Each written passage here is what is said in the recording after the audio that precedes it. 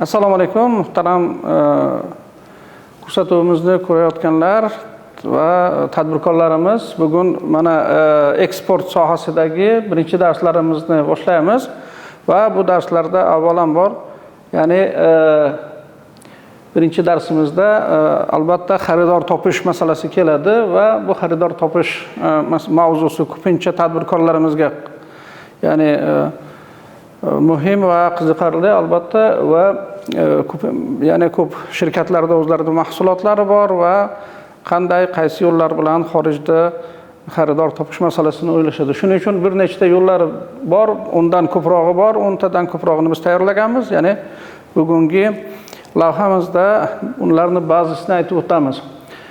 Xo'p, birinchi yo'l bu ko'rgazmalarda qatnashish.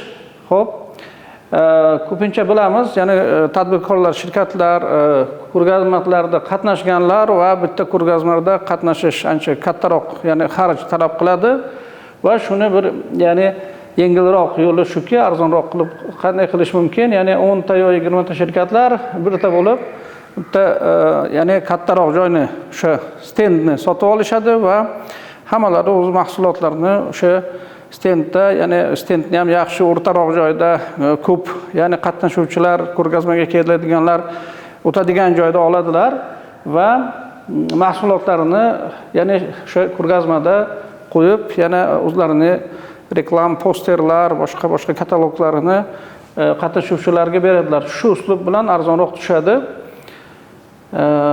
va bu bir, ya'ni tadbirkorlarimiz o'ylab chiqqan yo'l desak ham bo'ladi.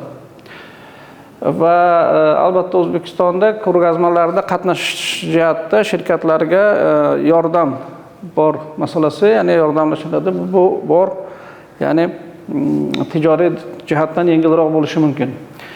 Xo'p, ko'rgazmaga borish, albatta ko'rgazmalarda qatnashish deganda har bir mahsulotning o'zining ko'rgazmasi bo'ladi. Masalan, elektro mahsulot bo'lsa, elektrotexnika mahsuloti, elektro yilda yoziladi.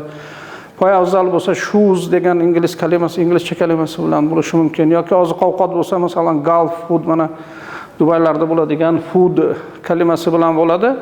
Ko'pincha shirkatlar o'zlarining sohalaridagi, ya'ni ko'rgazmalarni biladilar, qaysi joylarda bo'lganini biladilar va albatta qatnashish o'shanda foydasi bo'lishi mumkin.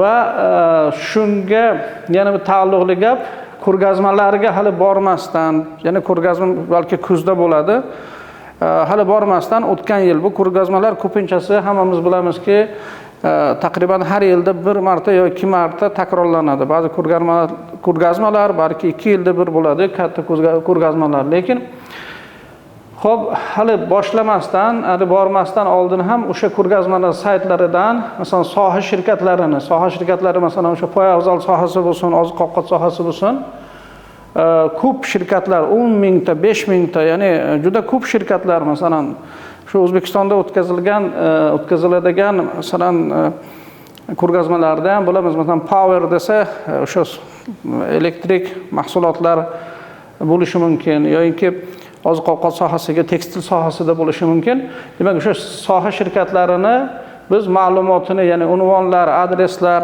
hatto telefon, elektron pochtalarini topishimiz mumkin va ushbu shirkatlarga o'zimizning tijoriy taklifimizni yuborishimiz mumkin. Bizda tijoriy taklif namunasi ham bor, ishtirokchilarimizga beriladi. Albatta ko'pincha o'zlaringizda bu maktub bor, ya'ni yuborish mumkin. Ya'ni xodimlarimizga topshiriq bersak, o'zimizning firmadan juda katta miqdor, 100 ta, 200 ta, undan ham ko'proq o'zimizga taalluqli shirkatlarga, ya'ni bizning tijoriy takliflarni yuborishlari mumkin. Va albatta qaysi davlatga eksport qilmoqchi bo'lsak, o'sha davlatni bizning sohada, masalan, tekstilda yoki oziq-ovqat yo qishloq xo'jaligi mahsulotlari yo o'sha elektr mahsulotlar bo'lgan sohamizdagi shirkatlarga, ya'ni ma'lumot yuborishlari mumkin.